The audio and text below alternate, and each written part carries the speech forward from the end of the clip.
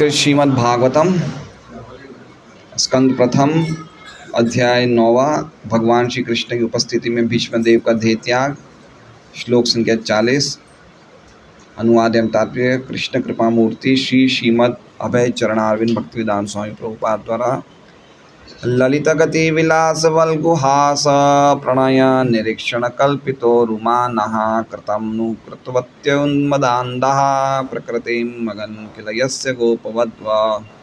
ललित आकर्षक, गति गतिविधि,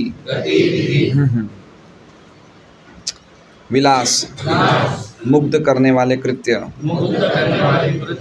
वल्गुहास मधुर मुस्कान, प्रणय प्रेम पूर्व, निरीक्षण दृष्टिपात, कल्पित मानसिकता, उरुमानः अत्यंत महिमावान, कृतम अनुकृतवत्य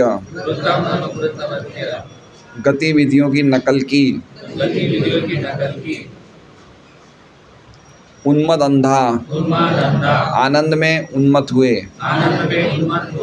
प्रकृतिम लक्षण अगन प्राप्त किया, किल निश्चय ही, यस्य जिसका, गोपवध्व गोपियाँ। अनुवाद। मेरा मन उन भगवान श्री कृष्ण में एकाग्र हो जिनकी चाल तथा प्रेम भरी मुस्कान ने ब्रजधाम की रमणियों गोपियों को आकृष्ट कर लिया। रासलीला से भगवान के अंतर्धान हो जाने पर गोपिकाओं ने श्री भगवान की लाक्षणिक गतियों का अनुकरण किया। ओम अज्ञानतिमिरान्धस्य ज्ञानाञ्जनशलाकया चक्षुरुन्मीलितं येन तस्मै श्रीगुरुवे नमः। नामशेष्टं मनुमपि शचीपुत्रमत्र स्वरूपं रूपं तस्याग्रजम् उरुपुरीं माधुरीं गोष्ठवातीं राधाकुण्डं गिरिवरमहो राधिका माधवाश्रं प्राप्तो यस्य प्रतिकृपया श्रीगुरुर्भूतस्मै। वन्देऽहं श्रीगुरोः श्रीयुतः पदकमलं श्रीगुरून् वैष्णवांश्च श्रीरूपं सहस्रजातं स्वयगण्डगुणान्वितं तं सजीवम् साद्वैतं सावधूतं परिजनसहितं कृष्ण चैतन्यदेवं श्रीराधा कृष्णपादान् सहगण ललिता शिवशाखान्वितांश्च। गुरु वैष्णव भगवान तीन स्मरण हय विघ्न विनाशन अनायास हय निज वांछित पूर्ण। हरे कृष्णा कृष्णा कृष्णा हरे हरे, हरे राम राम राम हरे हरे।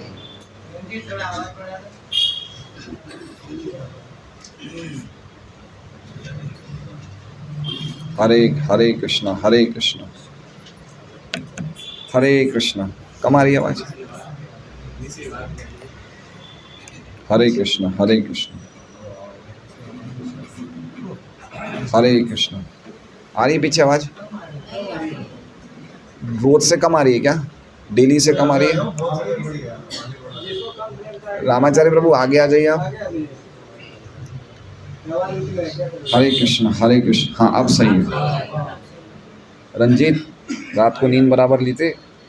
हरे कृष्ण अब ठीक है। तुम दूसरे को घुमा रहे थे, वो बिना वॉल्यूम वाले को घुमा रहे थे। हरे कृष्ण। तो आज का श्लोक जो है वो थोड़ा जो हम श्लोक पढ़ते आ रहे हैं उसके उस संदर्भ से थोड़ा बाहर है। अचानक भीष्मदेव गोपियों का स्मरण कर रहे हैं, है ना। अभी तक तो पार्थ सारथी लीलाएं चली आ रही थी, विजय सखे पार्थ सखे मेरी मति हो। लेकिन अब भीष्म क्या कर रहे हैं? अब गोपियों का स्मरण कर रहे हैं और गोपियों का जो भगवान के प्रति विशिष्ट प्रेम था उसका वर्णन कर रहे हैं। तो क्यों अचानक ऐसा कर रहे हैं? तो उससे ये लिंक हमें समझना चाहिए कि जब अब वो अपना शरीर छोड़ना चाहते हैं और देख रहे हैं कि इस समय जब मैं अपना शरीर छोड़ना चाहता हूँ तब मैं गोपियों की जो भगवान के प्रति जो विशेष प्रेम है उसकी सराहना करते कृतार्थ हो जाऊं और गोपियों की भी कृपा प्राप्त कर लूं।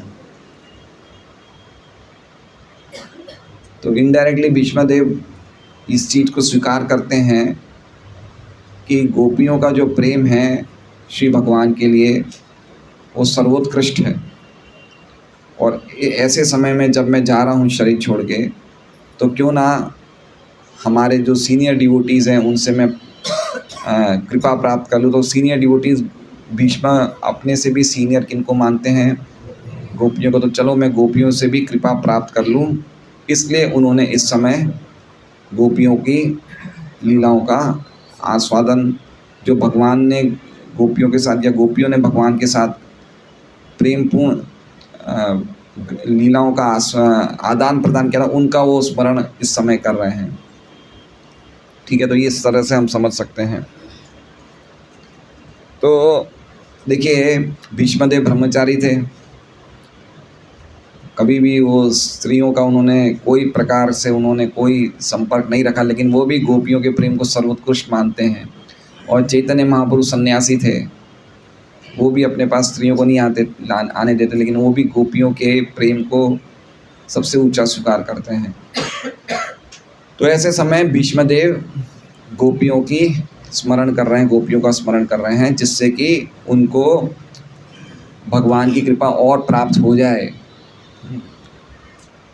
और वो अपने आप को बताना चाहते हैं कि मैं, यद्यपि मैं लोगों की दृष्टि में बहुत ऊंचा हूँ, लेकिन फिर भी गोपियों की भक्ति के सामने मेरी कोई भक्ति नहीं है। यद्यपि बीच में भी शुद्ध भक्ति है। तो इसलिए ये श्लोक बता रहे हैं, तो हम इनका अर्थ समझने का प्रयास करते हैं। ललित गति, ललित गति मतलब, ललित मतलब मनोहर, आकर्षक, मुग्ध करने वाली। तो श्री भगवान की ललित गति, भगवान की जो चलने की स्टाइल है, गति मतलब चलने की स्टाइल है। तो वृंदावन में विशेष रूप से ये जो भीष्मदेव ये बता रहे हैं ये श्लोक, ये वृंदावन में भगवान की क्या भगवान की लीला का माधुर्य श्री वृंदावन धाम में था, उसका वर्णन कर रहे हैं। तो बता रहे हैं श्री भगवान की ललित गति, भगवान की मनोहर चाल। और दूसरा बता रहे हैं ललित विलास। तो ललित शब्द दोनों के लिए यूज़ होगा, गति के लिए भी और विलास के लिए भी। तो विलास का अर्थ क्या हो गया? भगवान के विशेष इस प्रकार के कार्य जिससे गोपियाँ हमेशा उनके वश में रहती थी, गोपियाँ हमेशा उनके कहे में रहती थी। तो विशेष, जैसे भगवान की कुछ विशेष क्वालिटीज़ हैं, जैसे एक क्वालिटी भक्ति रसामृत सिंधु में रूप गोस्वामी बताते हैं धीर ललित। धीर ललित इस प्रकार के गुण हैं भगवान के, जिससे गोपियाँ हमेशा भगवान के प्रेम में वश में रहती हैं। तो ये क्या हो गया? ललित विलास। तो ललित विलास का मतलब क्या हो गया? मुग्ध करने वाले कृत्य, जिससे हमेशा कोई ना कोई मुग्ध रहता है। विशेषकर से गोपियाँ हमेशा भगवान के इस कृत्य, मतलब भगवान इस प्रकार से कार्य करते थे कि गोपियाँ हमेशा मुग्ध रहती थी उनसे। ठीक है, तो एक तो चलने की उनकी स्टाइल, वृंदावन में वो चलते थे तो नाचते थे, है ना। तो हमारे जैसे नहीं चलते हैं भगवान, भगवान का चलने का एक विशेष स्टाइल है। जैसे हम देखते हैं जब भगवान मथुरा में कृष्ण और बलराम चल रहे थे, तो ऐसा वर्णन आता है, सुखदेव गोस्वामी करते हैं कि जैसे हाथी के बच्चे कैसे चलते हैं वैसे भगवान चलते हैं। तो मथुरा में भी भगवान की चाल अलग थी, द्वारका में अलग थी, लेकिन वृंदावन में विशेष चाल थी भगवान की। और ऐसा ही ब्रह्म संहिता में वर्णन आया है कि वहाँ पे वृंदावन में ब्रज में जो चलता है वो चलता नहीं, नाचता है वो। तो भगवान की जो चाल थी वो बिल्कुल विशेष चाल थी। तो ललित गति, ललित विलास दो हो गया। तीसरा हो गया वल्गु हासम। वल्गु मतलब मधुर, हास मतलब मुस्कान। तो मधुर मुस्कान भगवान की। और प्रणय निरीक्षण, निरीक्षण मतलब अवलोकन करना, देखना। और प्रणय मतलब प्रेम पूर्वक देखना। कैसे देखना? प्रेम पूर्वक देखना। कोई व्यक्ति, जब कोई महान व्यक्ति हमारी तरफ प्रेम पूर्वक देखता है तो हम कितने खुश हो जाते हैं। जैसे महाराज और आते हैं, सन्यासी महाराज, और हमें 1 मिनट के लिए देख लेते हैं प्रेम पूर्वक, हमें कितना लगता है आज महाराज ने देखा हमें, है ना। तो भगवान कैसे हैं, प्रेम पूर्वक देख रहे हैं। किनकी तरफ, गोपियों की तरफ प्रेम पूर्वक। प्रणय निरीक्षण मतलब प्रेम पूर्वक देखना। तो 4 चीज़ें बताइए, ललित गति, ललित विलास, मधुर मुस्कान और प्रेम पूर्वक अवलोकन करना या प्रेम पूर्वक दृष्टिपात करना। ये क्या किया, कल्पित, कल्पित मतलब प्रदान कर दिया। किनको प्रदान कर दिया, गोपियों को। और गोपियों का क्या बढ़ा दिया, उरुमाना, उरुमाना मतलब उनका मान बढ़ा दिया। उरु मतलब बहुत ज़्यादा, जैसे एक भगवान का नाम है उरुक्रम। उरुक्रम मतलब भगवान के जो क्रम हैं, भगवान के जो पैर हैं, कदम हैं, वो बहुत बड़े बड़े कदम भगवान ने लिए। तो इसी प्रकार से उरुमाना मतलब भगवान ने ये 4 क्वालिटीज़ गोपियों को प्रदान कर दी और गोपियों का मान बढ़ा दिया। ठीक है, तो ये 4 गुण जो हैं ये भगवान के पर्सनल क्वालिटीज़ हैं, भगवान किसी को देते नहीं हैं। लेकिन गोपियों का प्रेम से इतना ज़्यादा भगवान कंट्रोल हो गए कि भगवान ने ये 4 गुण उनको दे दिए। फिर आगे क्या बता रहे हैं, कृतम। कृतम मतलब जो भगवान ने लीलाएं करी, जैसे गोवर्धन धारण करने की लीलाएं हैं, ऐसे अलग अलग लीलाएं करी, कालिया दमन किया, गोवर्धन धारण किया। कृतम भगवान के द्वारा किए गए कृत्य, भगवान के द्वारा किए गए कृत्य। फिर है अनुकृतवत्य, अनु मतलब फॉलो किया, जो भगवान ने, ये थोड़ा श्लोका हार्ड है, थोड़े ब्रेन्स ज़्यादा चाहिए आज, बहुत समझने जैसा है। और हम खाली अप्रिशिएट कर सकते हैं क्योंकि हम उस लेवल पे है ही नहीं, तो हम खाली अप्रिशिएट कर सकते हैं कि क्या गोपियों का भाव था, जैसे भीष्म देव कर रहे हैं। तो कृतम मतलब जो भगवान ने लीलाएं करी, कृतम मतलब जो कार्य करे, जो गतिविधियां करी भगवान ने, जैसे गोवर्धन धारण किया, कालिय दमन किया। तो गोपियों ने क्या किया, अनुकृतवत्य, अनु मतलब फॉलो किया, कृत मतलब किया, अनु मतलब फॉलो, कृत मतलब किया, वत्य मतलब जैसा भगवान ने किया वैसे ही फॉलो किया। ठीक है, अनुकृतवत्य क्यों किया, उन्मदांधा, उन्मदांधा मतलब जब भगवान रासलीला के नृत्य के समय अंतर्धान हो जाते हैं तो भगवान, गोपियाँ विरह में बिल्कुल पागल हो जाती हैं, उन्माद में बिल्कुल, विरह में बिल्कुल पागल हो जाती है। तो उस विरह में भगवान की लीलाओं को उन्होंने क्या किया, इमिटेट किया, अनुकृतवत्य। कब किया ये, जैसे भगवान जब रासलीला के समय अंतर्धान हो जाते हैं तो गोपियाँ उनको ढूंढने जाती है, तो कोई गोपियाँ एक चुन्नी ऊपर उठाती है, बोले देखो मैंने गिरिराज धारण कर लिया। फिर कोई गोपियाँ क्या बन जाती है, कालिया बन जाती है, कुछ गोपियाँ नाग पत्नी बन जाती है, एक गोपी कृष्ण बन जाती है और दूसरी 3-4 गोपियों के ऊपर खड़ी हो जाती है। तो जो भगवान की लीलाएं भगवान ने करी, उनका क्या किया उन्होंने, अनुकृतवत्य, उनको इमिटेट किया। कब किया, जब वो विरह के कारण, भगवान के अंतर्धान होने के विरह के पश्चात, विरह के कारण उन्मदांधा, उससे क्या हुआ, प्रकृतिम अगन, प्रकृतिम मतलब भगवान के स्वभाव को, अगन प्राप्त किया। किल कितना आश्चर्यमय है, यस्य मतलब भगवान का, कितना आश्चर्यमय है कि यस भगवान के प्रकृति को उन्होंने प्राप्त किया। किन्होंने, गोपवध्व, गोपियों ने। गोपवध्व मतलब क्या हुआ, गोपियों ने। तो इसका मतलब समझ गए कि कैसे भगवान की मनोहर चाल, भगवान के मुक्त करने वाले कृत्य, भगवान की मधुर मुस्कान और भगवान का प्रेमावलोकन, ये चीज़ें जब भगवान ने गोपियों को प्रदान करी तो गोपियों का मान बढ़ गया और गोपियों ने भगवान के कृत्य का अनुकृत किया। भगवान ने गोवर्धन धारण आदि लीलाओं को जो करी उनको उन्होंने अनुकरण किया।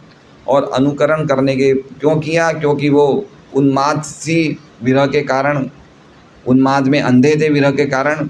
और इस प्रकार कितना आश्चर्यमय गोपियों का प्रेम है कि उन्होंने भगवान के स्वभाव को प्राप्त किया। ठीक है,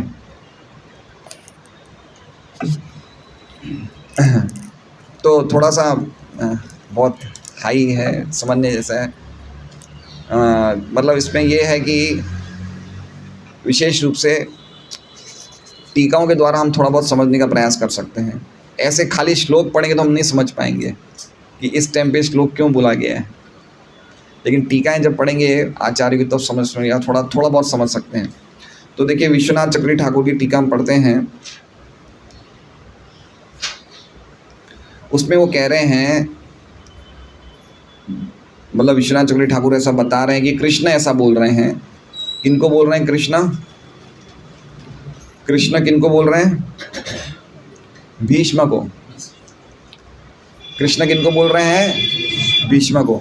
ये विश्वनाथ चक्रवर्ती ठाकुर ऐसे प्रेजेंट कर रहे हैं कि कृष्ण भीष्म को बोल रहे हैं। और क्या बोल रहे हैं? कि आप तो सभी रस के तत्वों के ज्ञाता हैं। रस मतलब समझ रहे हैं? जैसे साख्य रस, दास्य रस, मधुर रस, वात्सल्य रस, उन सब के रस के तत्व को मतलब सच्चाई को, आप सभी रसों की सच्चाई को जानने वाले हैं। और आप जो मेरे से प्रेम चाहते हैं, वो प्रेम आपने मेरी सारथी स्वरूप की लीलाओं में देखा, जो अर्जुन के साथ मैंने करी थी, वो प्रेम आप मेरे से प्राप्त करना चाहते हैं। इसका मतलब आप इस बात को समझ रहे हैं कि मेरे जितने भी पार्षद हैं उसमें अर्जुन मुख्य है। समझ रहे हैं बात को? विश्वनाथ चक्रवर्ती ठाकुर क्या कहना चाहते हैं कि कृष्णा ऐसा बोल रहे हैं भीष्म को। कौन बोल रहे हैं ऐसा? विश्वनाथ चक्रवर्ती ठाकुर ऐसा बोल रहे हैं कि कृष्ण भीष्म को बोल रहे हैं कि आप तो सभी प्रकार के रस के तत्वों के ज्ञाता हैं और आप मेरा प्रेम प्राप्त करना चाहते हैं। मेरी कौन सी लीला में? जो मेरी सारथी की लीला है, पार्थ सारथी की लीला है, जिसमें मैंने अर्जुन का पक्ष लिया, अर्जुन के लिए मैं युद्ध किया, वो लीला, वो आप मेरी जो लीला सारथी वाली लीला है वो प्राप्त करना चाहते हैं। लेकिन वो प्राप्त करने के लिए आप अर्जुन की सराहना कर रहे हैं, क्योंकि अर्जुन ने इसमें सबसे मुख्य जो पार्षद है मेरा अर्जुन है इस लीला में। अर्जुन के लिए तो सारथी बने भगवान, तो मेरा मैं किसके लिए सारथी बना? अर्जुन के लिए। तो आप इस बात को मानते हैं कि अर्जुन मेरा सबसे बड़ा पार्षद, सबसे मुख्य पार्षद है। ये क्या बात सही है ना? कृष्ण ऐसा किसको बोल रहे हैं? भीष्म को। ये बात सही है ना? तो भीष्म बोले नहीं कृष्णा, ये बात सही नहीं है, इनसे भी बढ़कर गोपियां हैं। ऐसे लिंग बताया। देखिए विश्वनाथ क्या है कि ऐसा नहीं है, आपकी जो गोपियां हैं वो आपके प्रेम करने वालों में अर्जुन से भी सर्वोत्कृष्ट हैं। ऐसा बताया है विश्वनाथ। ऐसा मेरा बोलने का मतलब ये, मैं तो मानते हूँ कि अर्जुन श्रेष्ठ है, अर्जुन पार्षद है आपका, लेकिन उससे भी श्रेष्ठ गोपियों का सर्वोत्कृष्ट प्रेम है, वो अर्जुन से भी ऊंचा प्रेम है उनका। और अब आगे क्या कह रहे हैं विश्वदेव कि गोपियों की स्थिति प्राप्त करने के लिए कोई साहस भी नहीं कर सकता है। क्या बोल रहे हैं? कोई साहस भी नहीं कर सकता है। साहस मतलब डेयरिंग भी नहीं कर सकते कि हम गोपियों के पद को प्राप्त करें। और मैं भी चाहता हूँ ऐसा ही उनका पद बना रहे। मैं तो इसलिए ये याद कर रहा हूँ कि मृत्यु के समय मेरी मृत्यु सफल हो जाए, उनको याद करके, जिससे कि मैं कृतार्थ हो जाऊँ, इसलिए याद कर रहे हैं। वो गोपियों के भाव को प्राप्त करने के लिए याद नहीं कर रहे हैं गोपियों को, गोपियों की कृपा को प्राप्त करने के लिए याद कर रहे हैं। वो गोपियों नहीं बनना चाहते थे भीष्मदेव गोपी नहीं बनना चाहते थे, ना ही वो अपने प्रेम को अधूरा मानते थे जो उनका कृष्ण के प्रति था।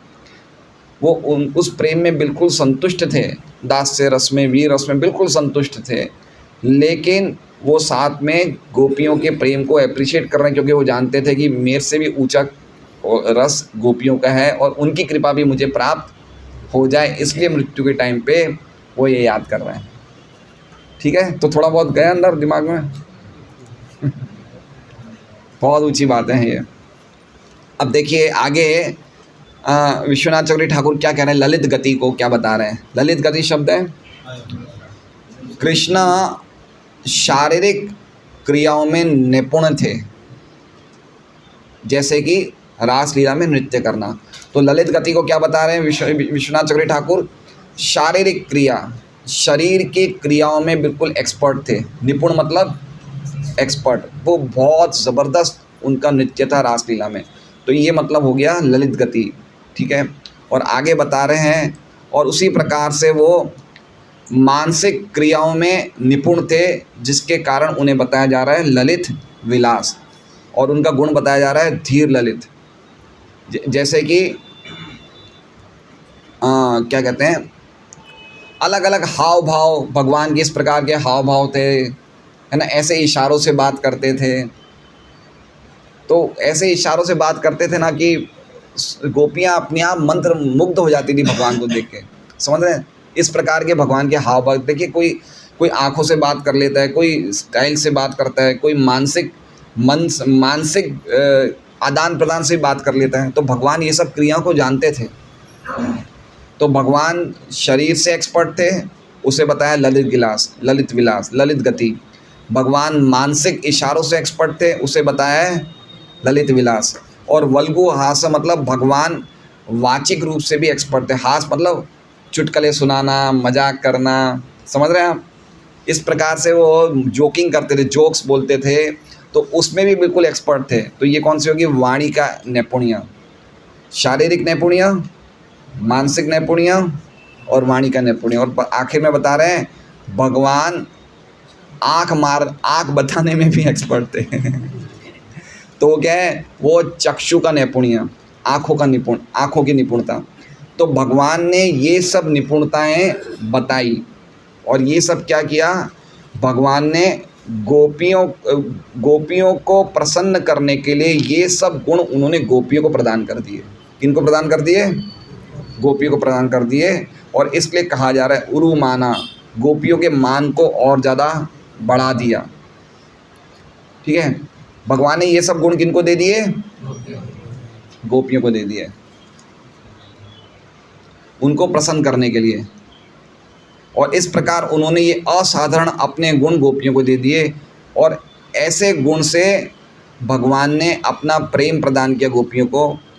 इस प्रेम में कहीं भी दोनों पक्षों के बीच में कोई प्रकार का संकोच नहीं है, और इस प्रकार भगवान गोपियों के प्रेम के पूर्ण कंट्रोल में आ गए, ठीक है। भगवान के पास जो कुछ प्रेम की क्वालिटीज़ थी वो सब उन्होंने किसको दे दी? गोपियों को। और इस प्रकार दोनों के जब दोनों एक जैसे ही हो गए, दोनों में समान क्वालिटीज़ हो गई, तो कोई कंट्रोल रहा ही नहीं प्रेम का, तो कोई भी संकोच दोनों में नहीं रहा। अब आगे क्या कह रहे हैं विश्वनाथ चक्रवर्ती ठाकुर? आगे कह रहे हैं कि अर्जुन के प्रेम से भी भगवान कंट्रोल हुए थे। अर्जुन की भक्ति के प्रेम के वश भगवान हुए थे, और उसी के कारण भगवान उनके सारथी बने और संदेशवाहक बने। लेकिन फिर भी उस रोल में, उस स्थिति में कुछ ना कुछ संकोच था, उस स्थिति में कुछ ना कुछ संकोच था। इसलिए अर्जुन को वो अंतरंगता नहीं मिली जो गोपियों को मिली, क्योंकि इनके आपस के लेन देन में कुछ संकोच था। लेकिन गोपियों के और कृष्ण के आपस के संबंध में कोई भी प्रकार का संकोच नहीं था। इसलिए अर्जुन के कंपैरिजन में गोपियों का जो प्रेम है वो ज़्यादा अंतरंग है। अब देखिए आगे क्या कह रहे हैं विश्वनाथ चक्रवर्ती ठाकुर। फिर उन्होंने एक विशेष कार्य किया। अब ये कृतम का अर्थ बता रहे हैं। कृतम मतलब उन्होंने जो रासलीला के दौरान नृत्य किया, जो गीत गाए, जो बातें बोली, वो ऐसी की ऐसी उन्होंने गोपियों ने करी। अनुकृत वृत्तियाँ, गोपियों ने भी ऐसा ही किया। अभी समझ रहे हैं इसका मतलब क्या होगा? जो भगवान ने नाचा वैसे ही गोपियाँ नाची रासलीला में, जैसे भगवान गाए वैसे ही गोपियाँ ने गाया। तो वो क्यों किया गोपियों ने? जिससे कि भगवान को प्रेम बढ़े, भगवान को आनंद मिले।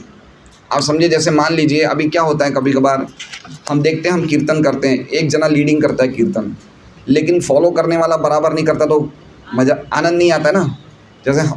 जैसे मैं कह रहा हूँ हरे कृष्णा कृष्णा कृष्णा हरे हरे, और आप लोग फॉलो कर रहे हो हरे कृष्णा हरे कृष्णा कृष्णा कृष्णा हरे हरे। तो डिफरेंस हो गया ना। फिर कोई करताल बजा रहा है तो अलग ही स्टाइल में बजा रहा है, कीर्तन हल्का चल रहा है, करताल फास्ट बजा रहा है, तो गड़बड़ हो गई ना, ये आनंद खत्म हो गया ना। तो वो आनंद नहीं होता है उस टाइम। तो इस टाइम क्या हो कि भगवान जैसा डांस कर रहे थे रासलीला में, सेम वैसे के वैसे स्टेप्स कौन ले रहे थे? गोपियाँ। अब मान लीजिए कि हम लोग डांस करें, हरे कृष्ण ऐसे कर रहे हैं, और कोई अचानक बीच में वो क्या कहते हैं, दो लड़के दो भक्त ऐसे हाथ पकड़ के घूमी लगाते, तो वो क्या अलग स्टाइल हो गई। तो वो क्या है कि थोड़ा सा रस मिक्स हो जाता है। थोड़ा एक तरह से जो डांस करता है सभी ऐसे करेंगे तो अच्छा लगेगा, कोई अपने अलग स्टाइल से करे तो थोड़ा मिक्सिंग हो जाता है। तो इसलिए गोपियों का प्रेम मतलब गोपियाँ इतना ज़्यादा सेवा करने का भाव था, तो भगवान ने देखा ये इतना ज़्यादा मुझे सेवा करना चाहते, तो भगवान ने खुद की पर्सनल क्वालिटीज़ उनको दे दी कि जैसे मैं डांस कर रहा हूँ वैसे ही गोपियों ने डांस किया, जैसे मैं गा रहा हूँ तो वैसे ही गोपियों ने फॉलो किया। अनुकृत वृत्ति मतलब समझ रहे हैं, ये कृतम अनुकृत वृत्ति, कोई भी उसमें डिफरेंस नहीं था। और ना ही, और जब उन्होंने इस प्रकार का प्रेम प्राप्त किया तो इस बड़े हुए प्रेम के से बढ़ के वो अंधे हो गए, इसलिए कह रहे हैं उन्मदांधा, उन्मद अंधा। अब उन्मद में दो शब्द बताते हैं विश्वनाथ चक्रवर्ती ठाकुर, एक उन्मद एक उन्माद है। उन्माद मतलब वो विरह से बिल्कुल कातर हो गए, विरह से जब भगवान चले गए तो वो विरह से कातर हो गए, और उन्मद का मतलब वो प्रेम में अंधे हो गए। तो उनको इसके लिए कुछ सीखना नहीं पड़ा, अभ्यास नहीं करना पड़ा। ये कितना आश्चर्यमय है, इसलिए बता रहे किल, किल का तो मतलब क्या हुआ, ये कितना आश्चर्यमय है। गोपियों का जो भाव है भगवान के प्रति ये कितना आश्चर्यमय है। उन्होंने भगवान के सभी असाधारण गुण जैसे कि नाचना और गाना सीख लिया। अब भगवान ने असाधारण गुण अर्जुन को भी दिए, लेकिन ये पर्सनल गुण नहीं दिए। अर्जुन भगवान की तरह नाचा नहीं, और ना ही अर्जुन भगवान की तरह गाया, लेकिन ये पर्सनल क्वालिटीज़ किसको दी उन्होंने? गोपियों को दी। इसलिए अर्जुन को भगवान ने ये विशेष असाधारण गुण नहीं दिए। और एक बात और देखना चाहिए कि अर्जुन ने अपने प्रेम के आदान प्रदान में अपने आप को नहीं भूला, लेकिन गोपियाँ अपने आप को भूल गई। इसलिए लिखा है प्रकृतिम अगन। प्रकृतिम मतलब उन्होंने अपने स्वभाव को भूल के कृष्ण के स्वभाव को प्राप्त कर लिया। ठीक है, ये समझिए बात को।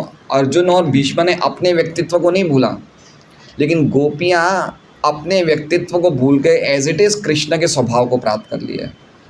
ये बहुत ही हाई क्वालिटी है, हम इसे नहीं समझ सकते हैं कि वो प्रेम में इतना ज़्यादा हाई क्वालिटी पे पहुंच गए थे कि वो अपने आप को ही कृष्ण समझ गए थे, है ना। एक व्यक्ति अपने अस्तित्व को ख़त्म करके अपने आप को कृष्ण समझता है, वो निर्विशेषवादी हो गए या मायावादी हो गए, लेकिन अस्तित्व ख़त्म नहीं कर रहे हैं, इनका अस्तित्व है, लेकिन ये प्रेम के कारण अपने आप को कृष्ण समझ रहे हैं। तो दोनों में डिफरेंस है। तो कृतम का अर्थ समझ गए आप? कृतम का अर्थ जो भगवान ने नृत्य किया, जो भगवान गाए, जो भगवान ने वचन बोले, एज इट इज़ गोपियों ने भगवान को आनंद बढ़ाने के लिए, भगवान की लीलाओं में आनंद बढ़ाने के लिए एज इट इज़ गोपियों ने उनका अनुकरण किया। अब कृतम का अर्थ एक और जगह एक और बता रहे हैं कि कृतम का अर्थ ये भी हो सकता है कि भगवान ने जो गोवर्धन लीलाएं उठाई, गोवर्धन पर्वत उठाया, वो कार्य उसे भी कृतम बोलते हैं। वो गोपियों ने उसका भी अनुकरण किया। मतलब गोपियों ने दो चीज़ें अनुकरण करी, जो भगवान ने रासलीला में नृत्य किया, जो गाए वो अनुकरण किया, और जो भगवान ने लीलाएं करी, गोवर्धन धारण किया, कालिय दमन किया, उन लीलाओं का भी उन्होंने अनुकरण किया। क्यों किया? क्योंकि वो उन्माद हो गई थी विरह के कारण। अब उस टाइम आए वो अंधे हो गए थे प्रेम के कारण, आनंद के कारण, और इसमें आया है कि वो अंधे हो गए थे विरह के कारण। विरह के कारण उनको कुछ समझ नहीं कि कृष्ण कहाँ है, दिखे नहीं, तो वो खुद ही कृष्ण बन गए। देखा रासलीला में कृष्ण को ढूंढ रहे हैं, कृष्ण मिल नहीं रहे, तो खुद ही कृष्ण बन गए। एक ने पर्वत उठा लिया, कुछ नाग बन गए, कुछ गोपियाँ बन गई, कुछ नागपतियाँ, मतलब खुद ही कृष्ण की एक्शंस को इमिटेट करने लग गए विरह और प्रेम के कारण। इस अत्यंत ऊंची स्थिति में कुछ कुछ गोपियाँ भगवान के अंदर मिल गई, भगवान के एकत्व हो गई। तो एकत्व का अर्थ समझना चाहिए कि अपना अस्तित्व खत्म नहीं किया, लेकिन प्रेम के कारण उन्होंने भगवान के स्वभाव को प्राप्त कर लिया। ये प्रेम की सबसे ऊंची सीमा है।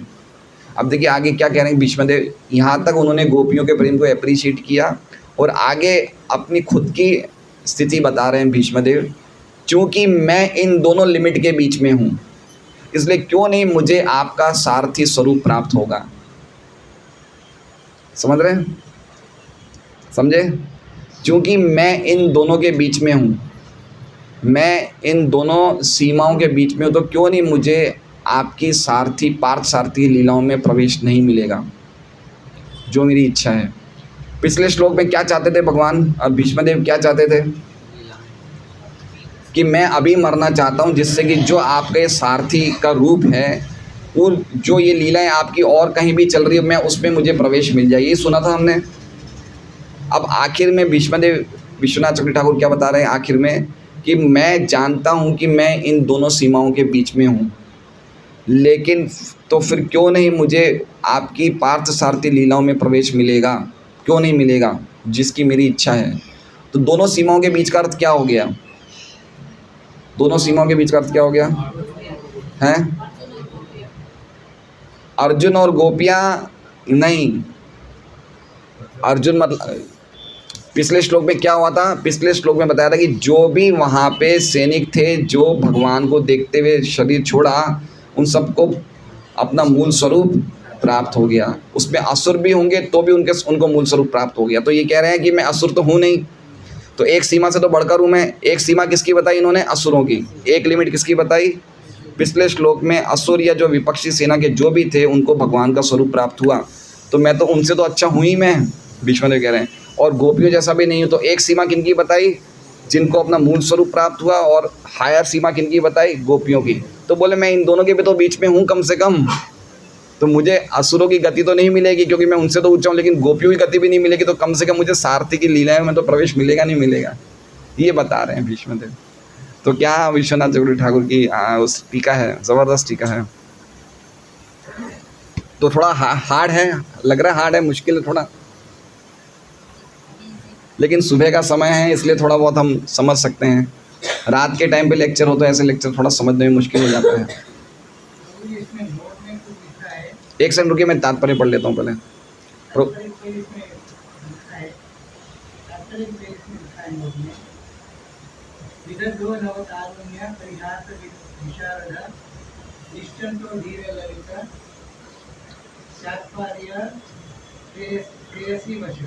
जो व्यक्ति अत्यंत चालाक होता है, सदैव तरुण रहता है, प्रयास करने में दक्ष होता है, चिंता रहित होता है, और जो अपनी प्रेयसियों को सदैव वश में रखता है, वह धीर ललित न रहता है। भक्ति रसामृत 2.1.2 इन सबको कल्पित अर्थात गोपियों को प्रदान करके गोपीगण श्री कृष्ण के द्वारा जो माना अर्थात अत्यधिक सम्मानित अनुभव पूरी हुई। उनको प्रसन्न करने हेतु कृष्ण ने उनको अपने सर्वश्रेष्ठ गुण प्रदान किए। अतः उनके अतिशय प्रेम का फल यह था कि कृष्ण अपने सभी गुणों को देते हुए इस प्रकार उन्हें परस्पर अनुराग की प्राप्ति कराई।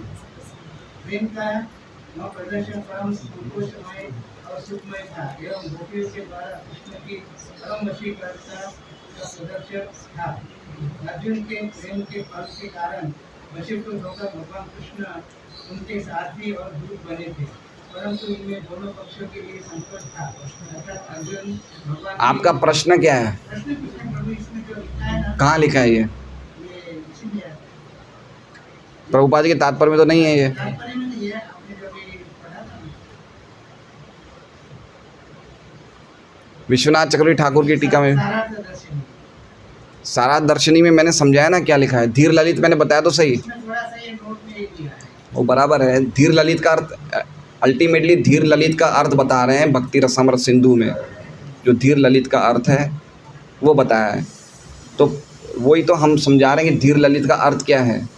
धीर ललित मतलब भगवान के ऐसा विशेष गुण है जिससे कि भगवान गोपियों को अपने गुणों से वश में रखते हैं। ठीक है, अब हम तात्पर्य पढ़ते हैं।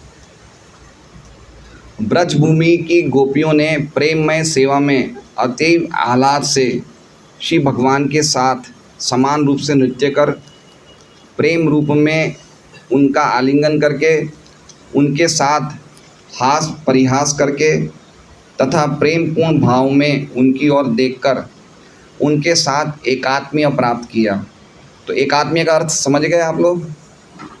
एकात्म्य का अर्थ क्या हुआ कि अपने दोनों का अस्तित्व रखते हुए, श्री कृष्ण का अस्तित्व अलग है, गोपियों का अस्तित्व अलग है, लेकिन दोनों ने बिल्कुल एज इट इज़ जो भगवान ने रास किया, जो नृत्य किया, जो आलिंगन किया, जो हास परिहास किया, तो ऐसा का ऐसा गोपियों ने उनके साथ आदान प्रदान किया। ठीक है, इसे क्या कहते हैं? एकात्म प्राप्त करना। अर्जुन के साथ भगवान का संबंध भीष्मदेव जैसे भक्त द्वारा प्रशंसित है, लेकिन गोपियों के साथ भगवान का संबंध और भी अधिक शुद्ध प्रेममय सेवा के कारण अधिक प्रशंसनीय है। ये बात भी हमने चर्चा करी थी। श्री भगवान की कृपा से अर्जुन को सारथी के रूप में श्री भगवान की भ्रातृ सेवा प्राप्त हुई थी, लेकिन श्री भगवान ने अर्जुन को अपने समान स्तर की शक्ति प्रदान नहीं की। वो भी हमने देखा कि भगवान ने अपनी जो पर्सनल क्वालिटीज़ थी वो अर्जुन को प्रदान नहीं करी। जीतने की क्वालिटीज़ दी, सब प्रकार की क्वालिटीज़ दी, लेकिन ये जो पर्सनल क्वालिटीज़ है वो नहीं दी। किंतु गोपियाँ तो भगवान के बराबर का स्तर प्राप्त करके असल में भगवान के साथ एकात्मा हो गई। भीष्मदेव द्वारा गोपियों के स्मरण की इच्छा जीवन की अंतिम अवस्था में गोपियों की कृपा भी प्राप्त करने की एक प्रार्थना है। तो क्यों कही ये प्रार्थना क्यों करी इस समय? कि भीष्मदेव चाहते थे कि मुझे गोपियों की भी कृपा अंतिम समय में प्राप्त हो जाए, इसलिए वो इन्होंने ये विशेष रूप से इस टाइम गोपियों की ये लीलाओं का स्मरण किया। श्री भगवान अपने शुद्ध भक्तों की प्रशंसा सुनकर अधिक प्रसन्न होते हैं, अतः भीष्मदेव ने केवल उस समय उनके साथ उपस्थित अर्जुन के कृत्यों का यशोगान नहीं किया, अपितु गोपियों का भी स्मरण किया। तो पहले उन्होंने अर्जुन का गुणगान किया कुछ श्लोकों में, अब इस श्लोक में उन्होंने गोपियों की प्रशंसा करी, जिन्हें श्री भगवान की प्रेममयी सेवा करने के कारण भगवान की अद्वितीय कृपा प्राप्त हो सकी। अद्वितीय मतलब पता है? अद्वितीय मतलब, अद्वितीय कृपा मतलब उनकी जैसी कृपा और किसी को प्राप्त नहीं हुई। अद्वितीय मतलब नो सेकंड, ओनली अद्वितीय, फर्स्ट। तो जो गोपियों को कृपा प्राप्त हुई वो भगवान ने किसी को नहीं दी। श्री भगवान के साथ गोपियों की समता कभी भी निर्विशेषवादियों के सायुज्य मोक्ष के समान समझने की गलती। तो ये बात क्लियर हो गई। निर्विशेषवादी जो सायुज्य होते हैं, भगवान से एक होते हैं, वो द्वेष के कारण होते हैं या अपने अस्तित्व को ख़त्म करने के लिए होते हैं, लेकिन गोपियों का जो एकात्मा हुआ है वो भगवान से प्रेम के कारण हुआ है, अपने अस्तित्व को ख़त्म करने का नहीं हुआ है। जैसे गोपियों ने भी कहा मैं कृष्ण हूँ, मैंने गोवर्धन उठाया। और एक वाशी में, काशी में भी एक राजा था पौंड्रक, याद है द्वारका लीलाओं में? वो भी कहता था मैं कृष्ण हूँ, देखो मेरे पास भी सुदर्शन है, मेरे पास भी सब कुछ है, लेकिन उसका उद्देश्य क्या था? अपने आप को कृष्ण बनना, द्वेष के कारण कृष्ण को ख़त्म करने का उद्देश्य था। तो वो पौंड्रक की कृष्ण बनना और गोपियों का कृष्ण बनना एक समान नहीं है, है ना। ये गोपियों ने जो एकात्मा प्राप्त किया है ये प्रेम के कारण, कि मैं कृष्ण हूँ, मैं कृष्ण ऐसी लीलाएं कर रही हूँ, ये मैं ऐसी हो गई हूँ, मैं कालिया नाग, कुछ कालिया नाग, मतलब ये सब लीलाएं हैं वो प्रेम के कारण अनुकृत्य कर रहे हैं। ये ये समत्वपूर्ण आह्लाद की अवस्था है। ये समत्व मतलब एक हो जाना। ये क्या है? ये सबसे ऊंचे आनंद की अवस्था है, सबसे ऊंचे आनंद की अवस्था है, जहाँ अंतर की धारणा पूर्णतया मिट जाती है, क्योंकि प्रेमी प्रेमिका के हित एक हो जाते हैं। अंतर की धारणा मतलब उनमें, गोपियों में कहीं भी ये भावना अपने आप को पूरी तरह से भूल गई, तो फिर बचा कौन? खाली कृष्ण ही बचा। भक्त और भगवान में दो होते हैं, कि भाई एक भक्त होता है, एक भगवान होता है। भक्त को हमेशा अपना ध्यान रहता है, लेकिन गोपियों का प्रेम इतनी ऊंची सीमा में था कि वो अपने आप को भूल गई, तो अंतर खत्म हो गया, सिर्फ एक ही रहे। कौन रहे? कृष्ण रहे।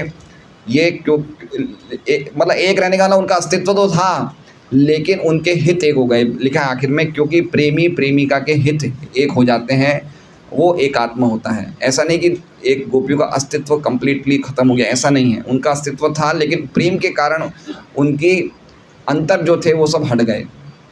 तो थोड़ा सा हार्ड श्लोक है, लेकिन थोड़ा सा हम जितना समझें जितना समझ सकें।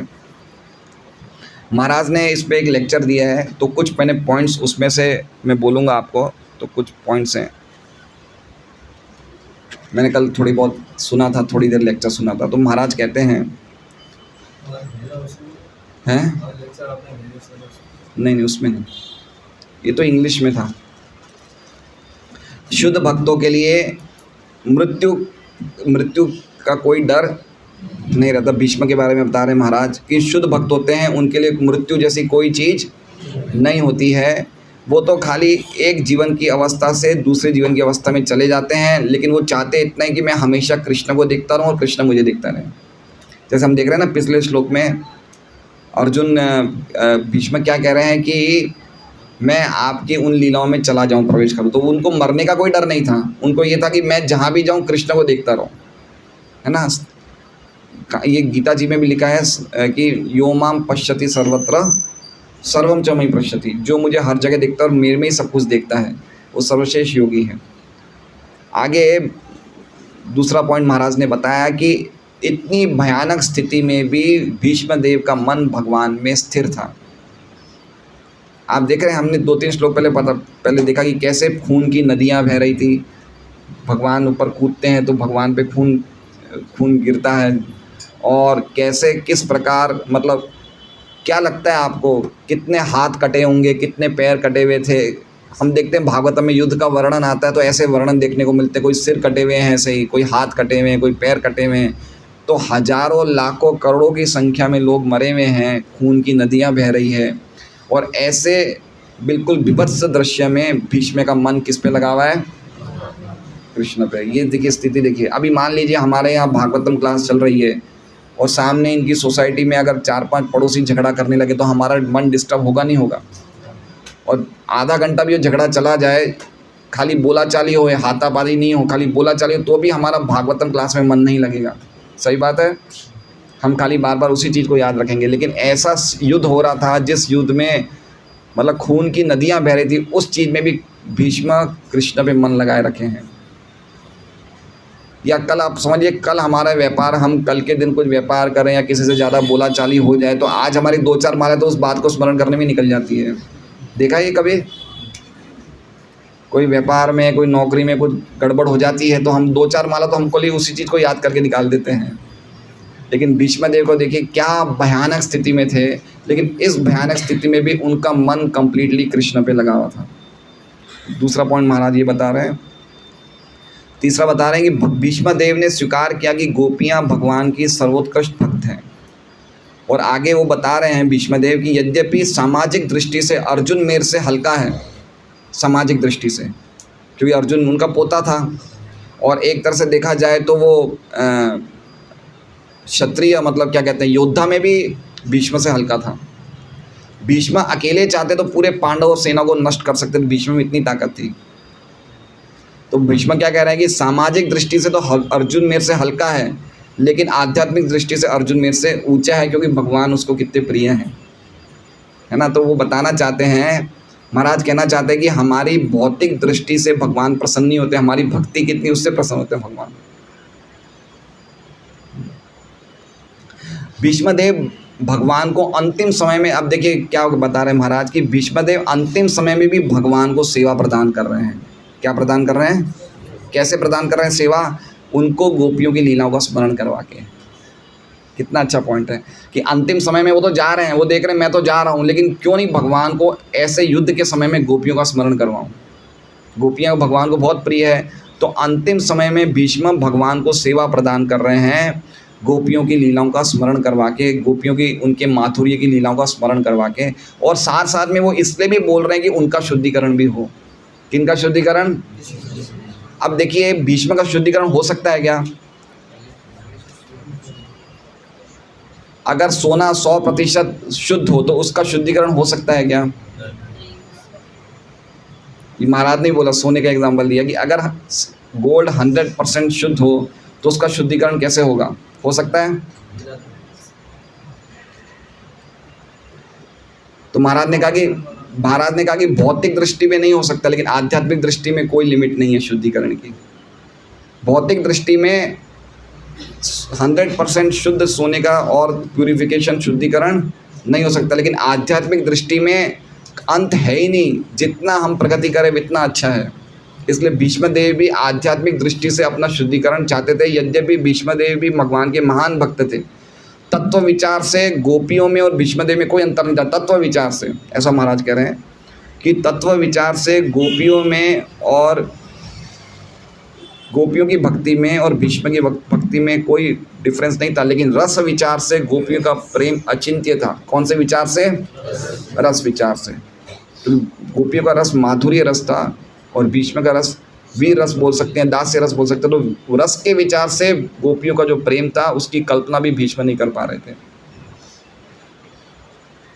फिर आगे महाराज कह रहे हैं कि कुरुक्षेत्र जो है वो दो प्रकार से बहुत ही विशेष कुरुक्षेत्र का गुणगान होना चाहिए। एक तो वहाँ पे महाभारत युद्ध हुआ था और दूसरा वहाँ पे भगवत गीता कही गई थी। और महाराज कह रहे हैं कि कुरुक्षेत्र में यज्ञ होते थे और यज्ञ होने के कारण वहाँ पे जो ज़मीन होती थी ना वो पूरी वो थी, क्या कहते हैं नहीं वो क्या बोलते हैं उसे, पूरी वो जैसे बोलते हैं ना खेती करने के लिए क्या करते हैं अपने, उपजाऊ। तो बोले पूरी ज़मीन को अच्छी तरह से बिल्कुल प्लेन बनाया था और पूरे भारत में खाली ये वाली जगह थी वो इतनी खुली थी। बाकी 200 साल पहले भी हर जगह भारत में वन बहुत थे, जंगल बहुत थे। इतनी समतल जगह थी कुरुक्षेत्र में जहाँ पे युद्ध कर सके। तो इसलिए कुरुक्षेत्र का जो ये क्या कहते हैं विशेष जगह है कुरुक्षेत्र का, जहाँ पे भगवान ने गीता का ज्ञान दिया और महाभारत का युद्ध हुआ। अब आगे क्या कह रहे हैं महाराज? कह रहे हैं कि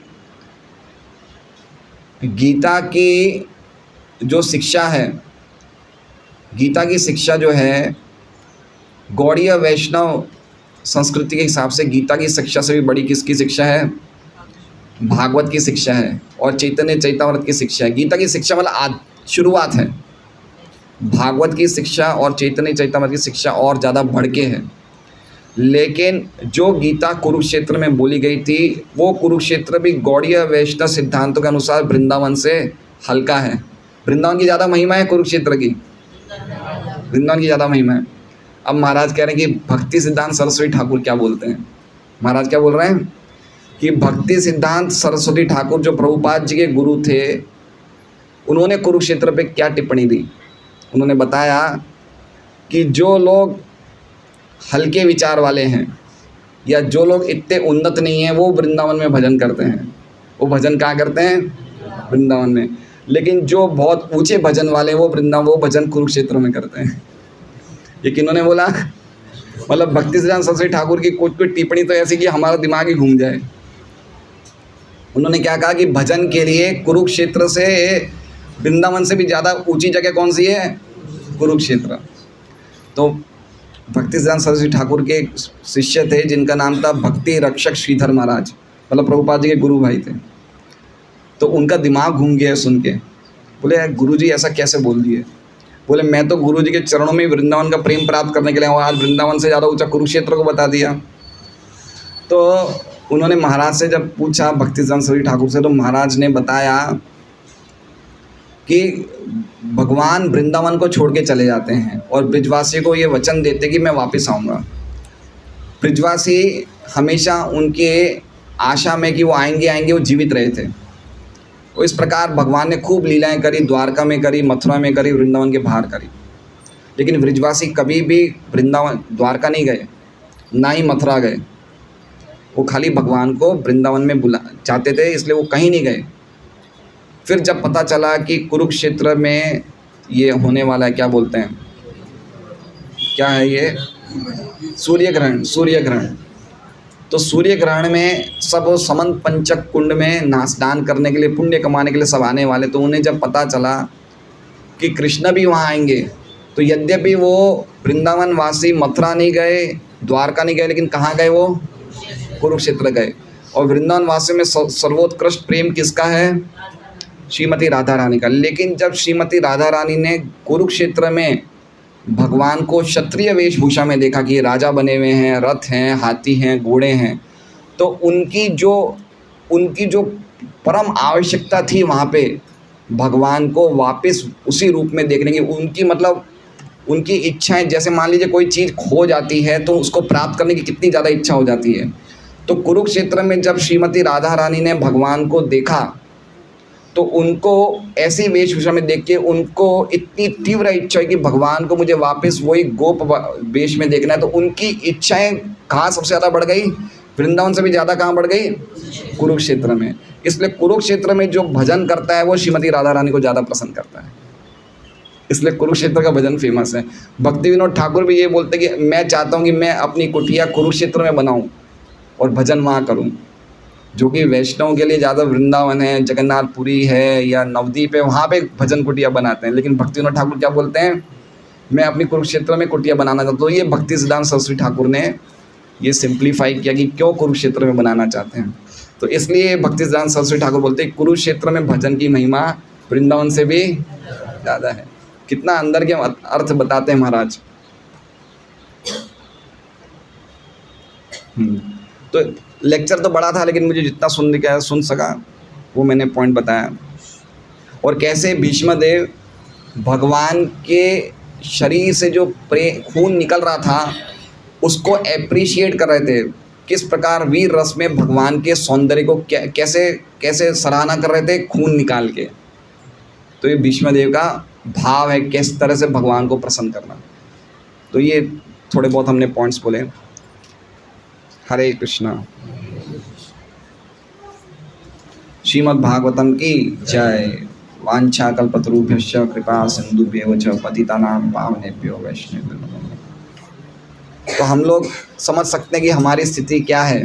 भीष्मदेव या गोपियों के प्रेम के सामने हमारी स्थिति कुछ भी क्लास नहीं है। उनका जो डिवोशन था, उनकी जो भक्ति थी, भगवान को प्रसन्न करने की भावना थी, वो क्या ज़बरदस्त थी, हम सोच भी नहीं सकते हैं। हम लोग इतने ज़्यादा शरीर की मांगों से इतने ज़्यादा हम लोग डिस्टर्ब रहते हैं कि हमें ना चाहते हुए भी, हम कौन चाहता है कि हमें यहाँ पे झपकी आए, फिर भी झपकी आ जाती है। समझे, कोई भक्त सोने के लिए तो नहीं आता ना यहाँ पे, लेकिन करें क्या। हम लोग इतने ज़्यादा शरीर की डिमांड से इतना ज़्यादा हम लोग परास्त हो गए हैं कि हमें झपकियाँ भी आ जाती है, हमें उबासियाँ भी आ जाती है। तो क्या हम भक्ति करेंगे? भीष्मदेव का क्या स्टाइल है, गोपियों का क्या स्टाइल है। तो हमें तो जो प्रभुपाद जी ने रास्ता बताया उस रास्ते को अगर हम ढंग से कर लें, 16 माला का जप अच्छी तरह कर लें, अच्छी तरह हम गीता भागवत पढ़ लें और आचार्यों ने जो मार्ग बताया उसी आचार्य के मार्ग पे ढंग से चलेंगे तो संभावना है कि हमें भगवान की कृपा प्राप्त हो जाए। देवताएं आज भगवान, मैंने पढ़ा भागवतम में 2 दिन पहले कि देवतागण माँ देवकी को स्तुतियाँ करने आते क्योंकि देवकी के गर्भ में भगवान आ गए थे। तो एक श्लोक में देवता बताते कि आचार्य लोग ऐसा मार्ग ढूंढ निकालते हैं भगवान को प्राप्त करने का कि भगवान को प्राप्त करने का मार्ग और सरल हो जाता है, और जो उस मार्ग को फॉलो करते हैं वो भगवान की अवश्य कृपा प्राप्त करते हैं। तो हमारे तो कभी हम सोच नहीं सकते ये भीष्मदेव या ये गोपियों अर्जुन की हम बराबरी करने का प्रयास भी नहीं करना चाहिए। हम तो खाली प्रार्थना कर सकते हैं उनकी कृपा प्राप्त हो जाए। लेकिन हमें समझना चाहिए कि जो प्रभुपाद जी ने हमें दिया है वो इतना वंडरफुल दिया है कि अगर हम प्रभुपाद जी की कृपा प्राप्त कर लें तो हमारे लिए बहुत बड़ी बात है। तो प्रभुपाद जी की कृपा प्राप्त करने के लिए खाली हमें लेक्चर ही नहीं सुनना है, साथ साथ में कुछ क्रियाएं करनी पड़ेगी। कल हमारे बुक डिस्ट्रीब्यूशन में खाली 8-10 भक्त आए थे, कोई आए नहीं। हम घोड़ादरा में करते तो 25-30 भक्त आते हैं, वहाँ करते तो 10-12 भक्त आते हैं। तो कितनी खराब बात है। प्रभुपाद जी को कितना प्रिय है ग्रंथों का वितरण, लेकिन उसमें हमें इंटरेस्ट नहीं है। हम ये ज़रूर बोलते हैं कि प्रभुपाद जी ने बोला 16 माला करो, 4 नियम करो तो हम जाएंगे भगवान, लेकिन प्रभुपाद जी हमसे चाहते क्या हैं।